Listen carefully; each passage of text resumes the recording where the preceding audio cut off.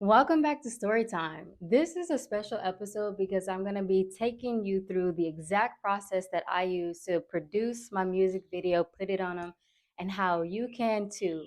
By the end of this video, you're going to know exactly how to take your idea from creation to completion. And if you're sitting on any kind of visual idea, I'm also offering my storyboard and shot list, the exact one I created for the video. I've turned it into a template. It's going to be free for 3 days and then $25 after that. I'll also be offering a one-on-one creative direction call if you need personalized attention. It'll be $45 an hour and the price will increase as demand increases. So I would catch me early. All the links are below. Okay, let's jump into it. I'll be breaking down the process into 3 categories: pre-production, production, and post-production. I'll also briefly touch on promotion just to give you a little bit more. First thing on the list is talent scouting. This is where you're scouting for your videographer, your editor, and the assistants that you need on set. You really want to make sure that the cinematographer and the editor's work are going to gel and work together. My strategy for finding them was through my network. I asked friends around, I let everybody know I have a new song and I wanted to create a great video. I have a friend who introduced me to their friend and we all became friends, and then we really started to talk about the project and I saw his work and I knew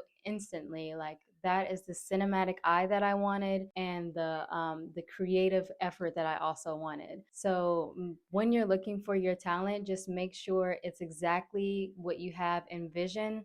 That way you're not trying to teach somebody what you want, but you know that they can deliver what you want. And the editor is somebody that I knew from years ago. I know that he's quick and that he's just an awesome guy and just like would really take the edit to where I wanted it to be. I think it's important to find people who also have done way more things than I have. That's just me personally, because it pushes me professionally to work with people who are on a different scale, on a different caliber. It just pushes me to also match that expectation. So I reach high, I aim high. If I'm lucky enough to get it, I push myself there. If not, I also work with people who are really obsessed with their craft and are creating consistently, even without a professional background. But I know that their creative expertise is also going to push me. So basically, anybody who's really, really going to push you. Also, this is the time where I found the assistants that I wanted to be on set. I think it's important to find people that you're comfortable with, that are gonna match the vibe, that it's like not gonna be any kind of drama or weird vibes or like jealousies or just like any kind of weird tension that you don't want on set. You like want to make sure that the vibe is right so you can be comfortable enough to deliver the performance that you really want to deliver while you're on set. Everybody, it needs to be a supportive environment. There are no hater friends, there are no haters here. Period. The next step is location scouting. My strategy this time around was to go public because I didn't want to pay for the location. I used the park on its off hours, and what really was important to me was to find something that was structurally sound and already had like a compositional story on its own. Also, a space where there are different locations in that one location so you can get 3 to 4 different shots. If you don't want to use a park or anything like that, you can also partner with a restaurant or a art gallery or just a space that you find inspiring and that can really tell the story that you want to tell. It's about color composition, it's about structural composition, and it's about the connection that you have with the actual space. I saw this park like a year ago and I never forgot those big columns that you see in the video. As soon as I got the green light from the videographer, we went to go see this location and we both agreed like this is it. It's free, it's beautiful, and there's not a lot of people here. So get creative with that and you will be good to go. After you have the location set, you can really get started on styling because now you know the composition of the space and you know the colors and the textures and the feeling. Now you can add the layer of the styling. I also am very frugal when it comes to producing anything because I want to be able to rinse and repeat, especially since it's coming out of my own pocket. So I use Shein, Pretty Little Things, Amazon, thrift stores, anything that you can take something and really recreate it and make it your own. I would also stress to get everything now. So get the wardrobe you're wearing, but also get the accessories, figure out what the nails are. I would get everything now so that if you're shipping things, it'll come in time for the day of the shoot and you're not freaking out about what has arrived and what hasn't arrived. So after you have the location and the wardrobe, now you can go to your hair and makeup. This is where you can tie the whole thing together so that the look is matching the location, the wardrobe, hair and makeup. So compositionally, everything works together. My idea was a red lip with the background of that yellow church. So this is where you can really tie in everything together. It's really just the small little details, but those details really matter and would bring things to life. So don't skip over your makeup look. I use Pinterest and I look through 80s looks and like 70s looks. And that's where I got my inspiration for the makeup and hair. So after you have everything together, the location, the styling, the hair and makeup, you can really start to create your storyboard. And what your storyboard is you just map out each scene, each frame you want to which part of the song. It sounds way complicated, but it's really not. All it is like matching what outfit you want at what location at what part of the song. Okay, it is kind of a lot. That's why I do have the storyboard, the same one that I use for you to download. It's free for 3 days. I would go ahead and grab it now so that you can see how structurally everything should go.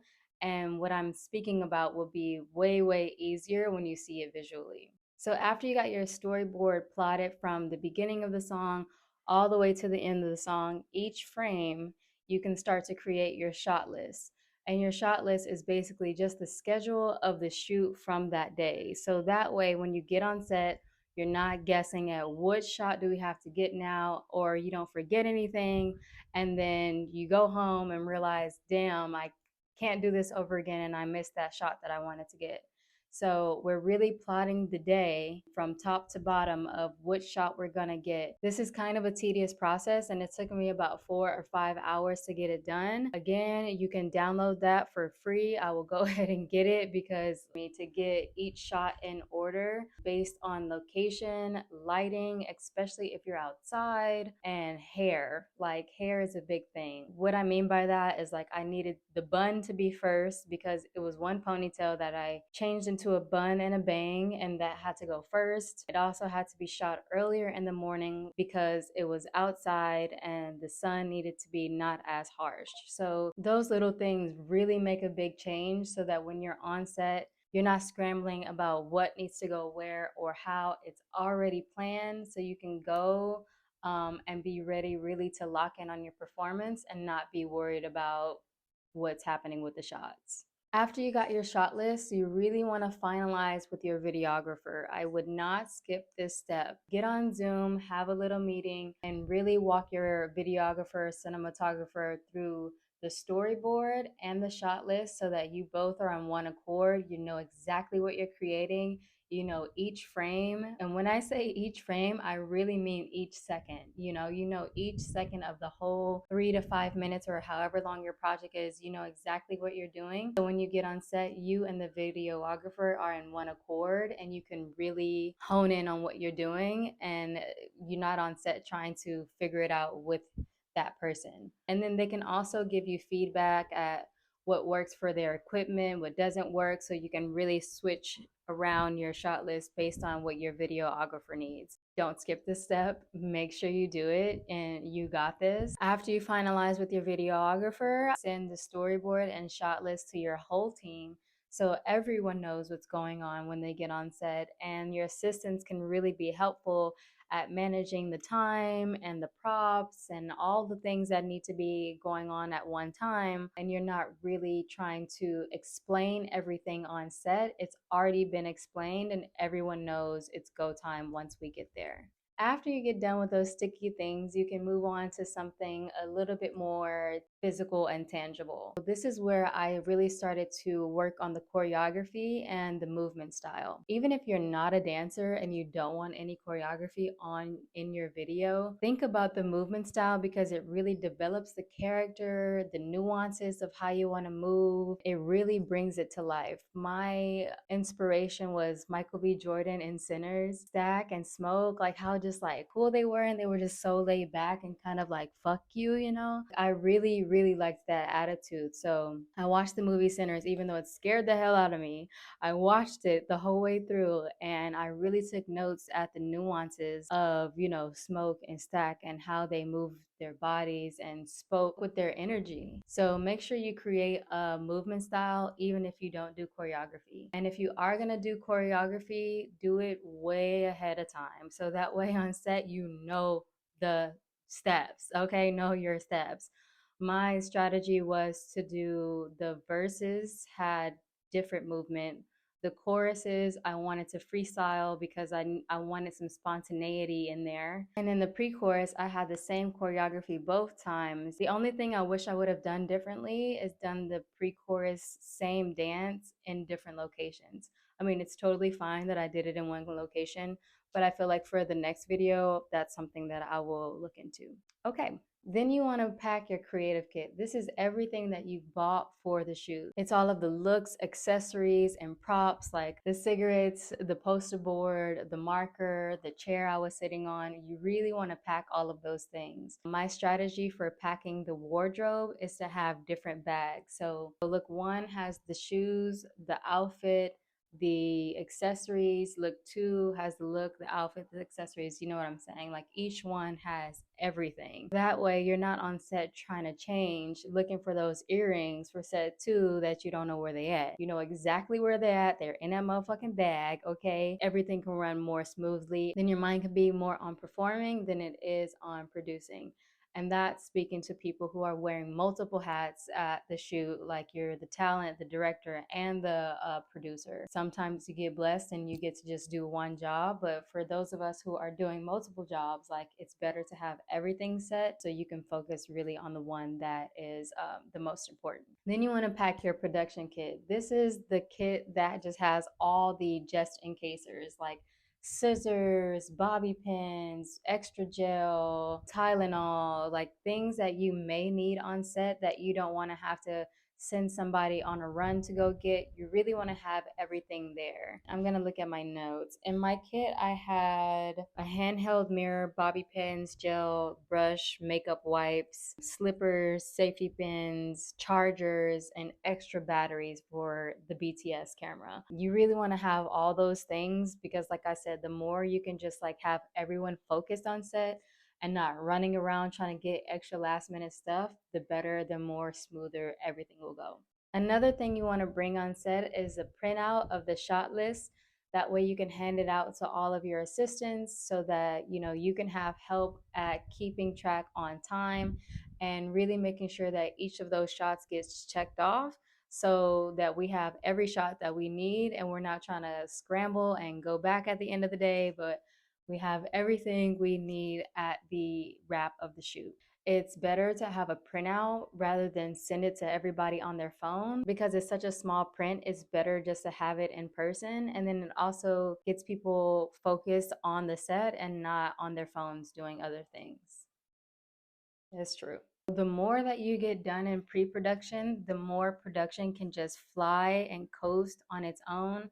This is really where you want to be because it can be stressful to wear not only so many hats, but for a lot of things to be happening simultaneously at the same time. And you really want to be able to focus on your number one job, whatever that is for you on set. Handle your pre-production as much as you can so that everyone feels at ease, you feel at ease, and it's not as tense and stressful while you're on set. Okay, let's move on to production, finally. Oof. Production. First thing is logistics. You really want to map out your day so that you know exactly what's going on. For me, I had a 3 a.m. wake up call. So it gave me 2 hours to do my hair and do my makeup, eat something, drink a little coffee. We had a 6 a.m. call time, so we got there at 6 a.m. I like everyone to be ready, especially myself. So hair and makeup done by shoot time is important to me because I really want to just get started when we get to shoot. Then we had an 11:30 break time. It's important to give yourself a break and the team a break.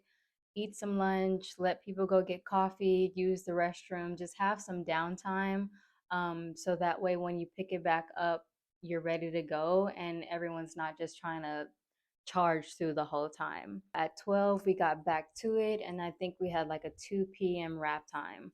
But logistically, just make sure you know how your day flows. This is different from the shot list. This is more of an over general view so that you can, which brings me into my next point, mentally prepare. Mental preparation is something that shouldn't be overlooked because it really affects your performance. Wherever you are mentally is going to translate on camera. So you really have to make sure you're in a sound place, especially if you're wearing multiple hats like the performer, the director, and the producer at the same time. You want to make sure that you're okay in each segment and that you can bring your best in each one. My advice is to have fun with it so that you're not so rigid in each thing, but allowing things to flow, for people to have fun, for there to be laughter, for yourself to be seen, and being okay with taking feedback and criticism on set and allowing yourself to like really perfect whatever it is, you know. The more mentally grounded you are, the better you can show up in each role. Whatever role that you have, performance is the most important thing, to show up 100%, to like give it your all. What I like to do personally is I give myself the personal challenge of surprising myself. And I really did in this video. I surprised myself as a director. I really took leadership. I surprised myself as a producer. I really put my ideas forward, and I surprised myself as a performer. I really allowed myself to step into a character and really have fun with it and go deeper into it more than I thought I could. So give yourself a personal challenge. That way it can be a lot, you know, like with a lot of attention and a lot of things going on.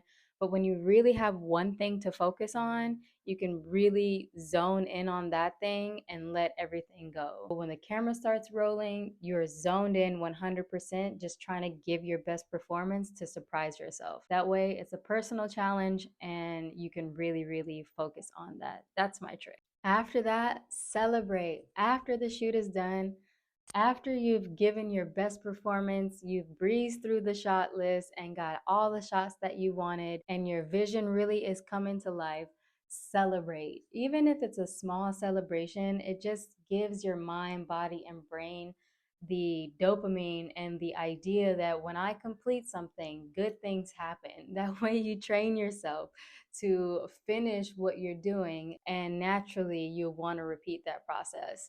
So we went to the beach, had a nice little swim, and then afterwards went to eat some mofongo and really just look cute in Old Saint Juan walking around. It was very fun. So celebrate. Post production. Okay, this, I'm gonna be honest, is my least favorite part of the process. I was swiping through Instagram and I saw a video for Pharrell, and he says, The easiest part is the seed. When you ask the universe for something, it's so easy to ask. You know, the hardest part is when that harvest come in. You gotta catch it. You got to do all that work. that really helped me get this project done because the seed, the idea, all of that was easier than the harvest. So I was like, okay, let me finish my harvest. I have this product. Now let me seize it through. I really wanted to give responsibility over, but since I'm wearing so many hats, I had to keep going. So that is a nudge to you. Like, whatever you're doing, just keep going, especially in those moments where it's like, okay, this is a lot of work and I'm tired, because that's where I was at. What I should have done is, once I got the Dropbox link to the videos, to like each video, I think we had 80 videos or something, to go through each video and timestamp. All timestamp means is you get a Word doc or whatever and you name the video and then you put each second that you want to be edited by the editor. So video 1, I want 17 seconds to 25 seconds. Then I want 28 seconds to 30 seconds. Yeah. I know, it's a lot of work. I skipped over it. I sent the whole Dropbox link to the editor. He got a version back to me that I did not like at all. And it was totally my fault because I skipped over the timestamp. So I got the edit back and I said, okay, let me work on this harvest and not just let it die out here. We've taken it all too far from pre-production, production, and now we're here, so let's get it done. I went through each video and put each time that I want and sent it to the editor. After that, we got on a call and it took about 4 to 5 hours to really go through each moment of the song and put each frame, each second that I wanted at what spot. Yes, I know. Who a lot. But I buckled up, sat down, and I did the thing that I didn't want to do. But afterwards I felt like, okay, I can do this. I can really do this. And it gave me the confidence for next time to go directly into looking at the video and communicate with the editor exactly what I want instead of trying to hand over the responsibility. After the 5 hour Zoom call and I got the final video back that I really, really loved, I watched it 100 times and I waited a couple days. I think I waited like 3 days to watch it again just so that I can watch it with fresh eyes and a fresh mind and make sure that's exactly what I wanted. I had some more notes, sent it back, got it back, and then it was it. Then it was like, okay, this is the one. And once I found the one, I uploaded it to YouTube and then I set a date. So that's one less thing that I have to think about. And it's going to air when it's going to air. And I did my part. Do your part. That's the thing, is finish and do your part. That's all we can do, is do our best. By this time, I've gotten the song back from the sound engineer, so it had been mixed and mastered, and I made sure I loved it. I also worked on the cover art. I did it on Canva. I did all the graphics on Canva. Then I uploaded the song for distribution, and then I also registered it for the publishing rights and the royalty rights. That's a whole nother video if you want me to go through how I created the song and how to release the song properly so that you get paid every time it plays. Let me know and I will create that as soon as I can. The next step is promotion. So you finished your video and now you want eyes on it. This is where I am currently in the process. I'll share briefly about some things that I'm doing. I won't go into too much detail because I don't want this video to get too long. Pero I'm posting across TikTok, IG, and YouTube. This is an obvious one. Post your shit. Like Tyler Creator said. And you mean to tell me that you're going to be passive with your own and just put it on your story once? Are you fucking crazy, bro?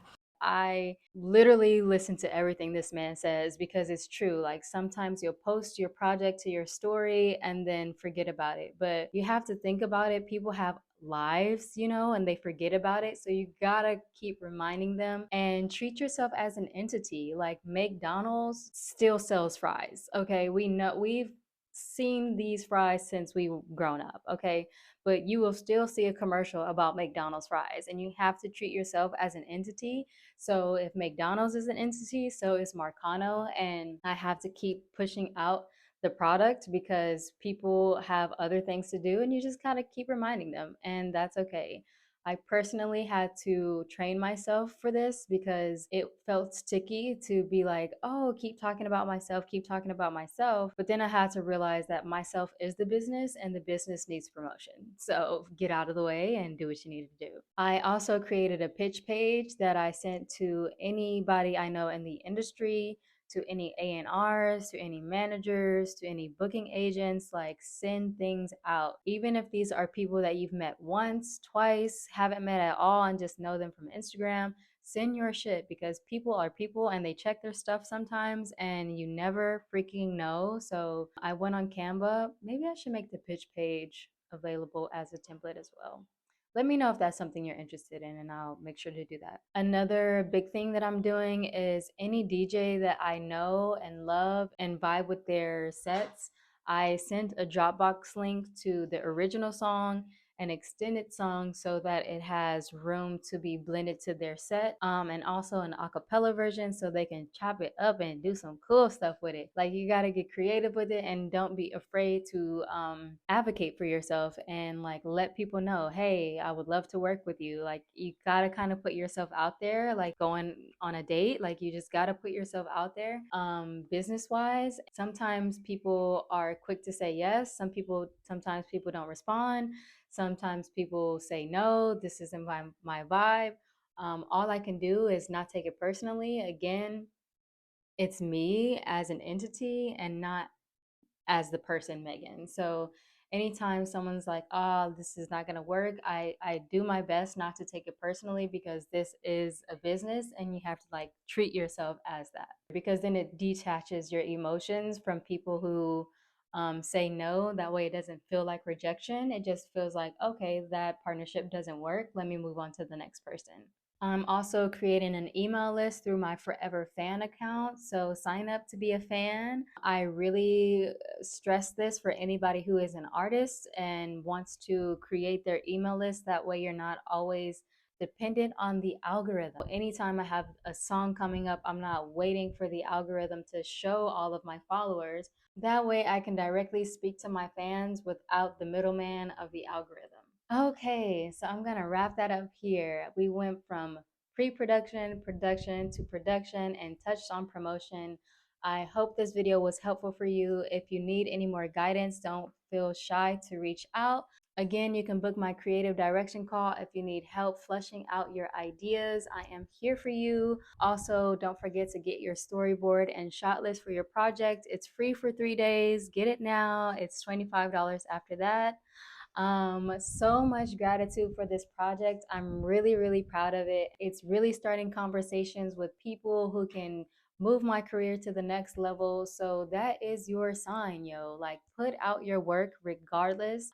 You never know where it's gonna take you, and it's time for you to really tap into your creativity. All those ideas are meant to be shared. So stop hoarding them and let us see your work. You never know where it's going to take you. I'm also just excited to see the movement that it has caused. Like, one of my friends quit her job the next day so she can focus on her work, and then another friend like revived a project that she was going to let die. Like, I'm just really proud that it's helping people continue to do their work. So I hope this is a spark for you. These are all the steps. It's tedious, but once you get through them and you have your body of work, that feeling cannot replace anything. Like, that feeling is way better than any of those emotions I went through: the frustration, the anger, the annoyance, the fatigue, like any of those emotions. It was just all worth it at the end. So, this is your sign to put out your creative project and stop holding on to your ideas. Okay, I love you. Stay up and reach out anytime.